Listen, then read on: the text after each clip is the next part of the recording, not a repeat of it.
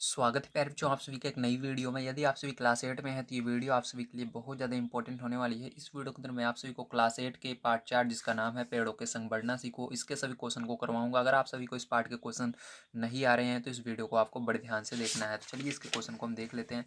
तो आपको बड़े ध्यान से देखना है। तो यहाँ पर आपका प्रश्न अभ्यास में पहला है कुछ करने को। तो इसके अंतर्गत आपके 3 क्वेश्चन है। तो पहला क्वेश्चन आइए हम पढ़ते हैं, देखते हैं इसका क्वेश्चन किस प्रकार से इसका आंसर आपको किस प्रकार से देना है। तो दिया गया है पेड़ों में पानी डालते हुए माली का चित्र बनाइए और रंग भरिए। तो देखिए इस क्वेश्चन को आपको स्वयं करना है। ठीक है, क्या करना है, एक पेड़ बनाना है जिसके अंदर एक माली पानी देता हुआ है उस पेड़ को। ठीक है, छोटा सा पेड़ बनाइएगा, ज़्यादा बड़ा नहीं बनाना है।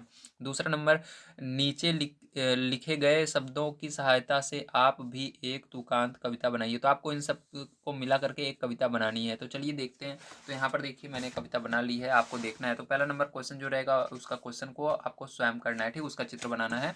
दूसरा वाला मैं आपको बता रहा हूँ, क्वेश्चन आप लिख लीजिएगा यहाँ पर। अब दूसरा नंबर क्वेश्चन देखिए, जो क्वेश्चन है उसका आंसर क्या होगा। आप यहाँ पर कविता बनाएंगे। मानो यदि तू नहीं चाहता अपना जीवन खोना। ठीक है, देखो खोना आ गया हमारा पहला ना।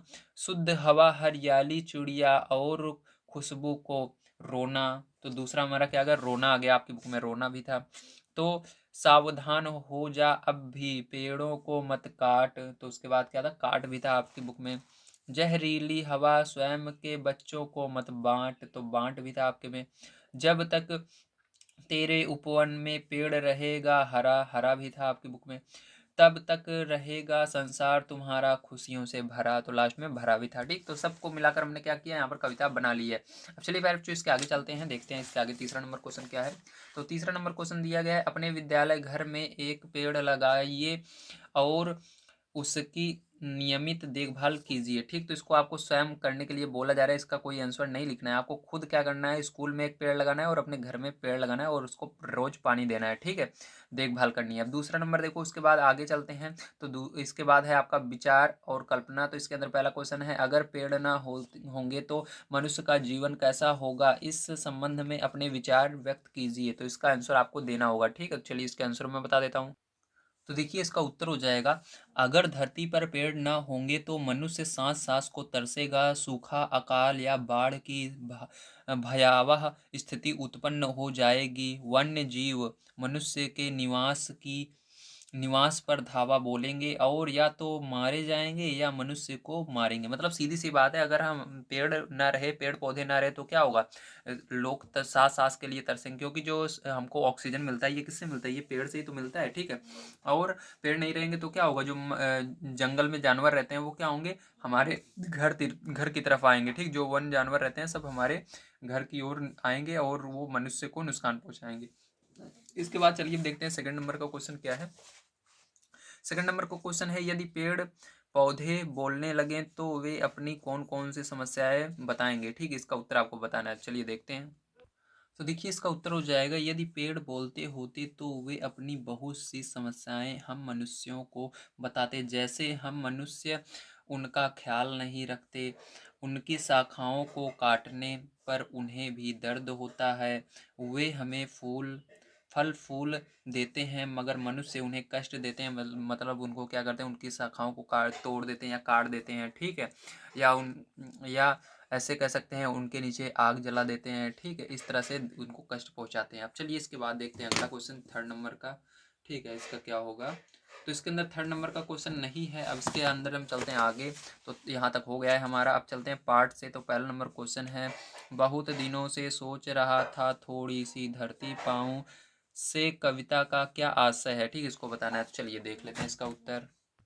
तो देखिए इसका उत्तर हो जाएगा, इस पंक्ति से कवि का आशय है कि वे काफी समय से इस प्रयास में लगे हुए हैं कि बाग बगीचा लगाने के लिए थोड़ी सी जमीन कहीं खरीदें। ठीक है, तो ये क्या हो जाएगा, इसका उत्तर हो जाएगा। अब चलिए इसके आगे चलते हैं, इसका सेकंड नंबर क्वेश्चन हम पढ़ते हैं। तो इसका सेकंड नंबर क्वेश्चन आपको दिया गया है, कविता कविता में कवि की क्या चिंता है। ठीक है, कविता में कवि की क्या चिंता है इसको बताना है। तो चलिए इसका उत्तर देख लेते हैं।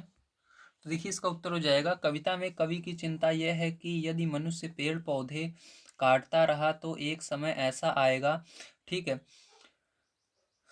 कि पशु पक्षियों का आश्रय छिन जाएगा और हवा जहरीली हो जाएगी। ठीक है, तो इसका मतलब ये है कि अगर जो मानव है ऐसे ही पेड़ पौधों को काटता रहा तो पशु पक्षी विलुप्त हो जाएंगे, मतलब उनका आश्रय छिन जाएगा, तो वो रहेंगे कहाँ और वो मर जाएंगे। ठीक है, और उसके बाद क्या होगा, जब पेड़ पौधे ही नहीं रहेंगे तो हवा भी क्या हो जाएगी, जहरीली हो जाएगी। जो हम हवा ले रहे हैं ऑक्सीजन नहीं आएगा तो हवा जो आएगी वो जहरीली रहेगी, तो मनुष्य भी मरने लगेंगे धीरे धीरे। ठीक है, अब चलो इसके बाद तीसरा नंबर क्वेश्चन पर चलते हैं, उसको पढ़ते हैं और उसको भी कर लेते हैं।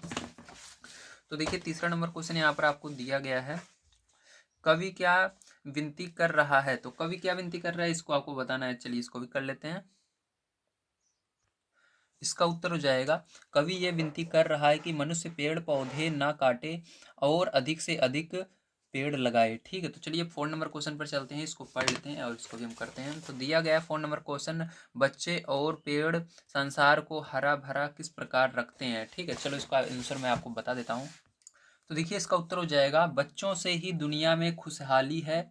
जिन घरों में बच्चे नहीं होते वहाँ मातम सा माहौल होता है। उसी प्रकार पेड़ संसार को हरियाली प्रदान करते हैं।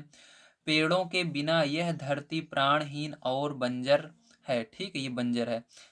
अर्थात बच्चों की हंसी शरारतें और पेड़ों की हरियाली तथा शुद्ध हवा ही इस संसार को हरा भरा रखती है। तो ये इसका उत्तर हो जाएगा। अब चलिए इसके आगे देखते हैं।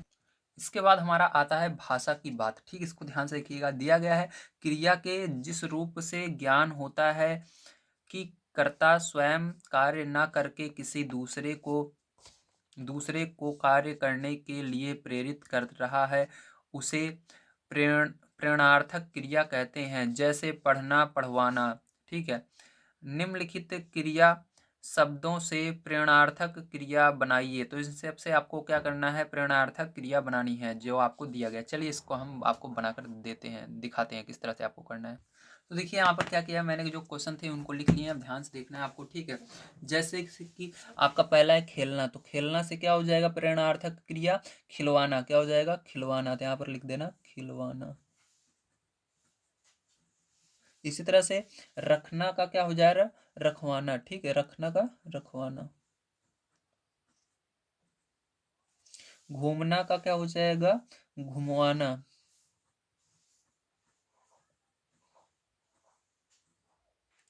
क्या हो जाएगा, घुमवाना। ठीक है, और काटना से क्या हो जाएगा, कटवाना।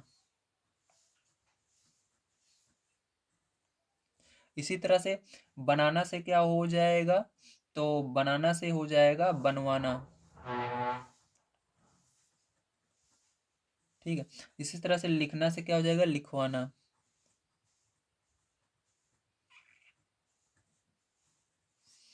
देखना से क्या हो जाएगा, दिखवाना।